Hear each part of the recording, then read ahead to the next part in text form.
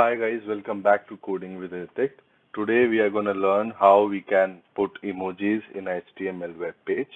So we'll start with entering our document type and make sure your charset is set to UTF-8 because it supports emojis. So let's change the title to emojis and let's link this page to a CSS style sheet so that we can change the background so that the emojis will look better. Alright, so we'll put a image background, not image background, color background.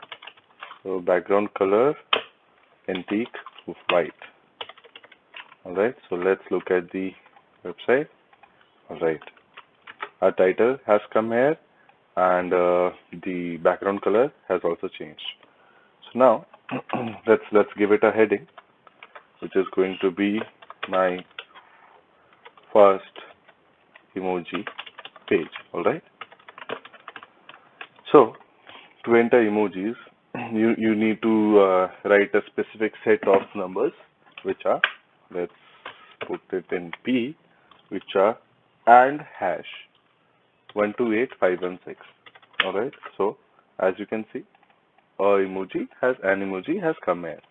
Put more emojis and to put different emojis, what we can do is let's increase the size of the emojis so that they are visible.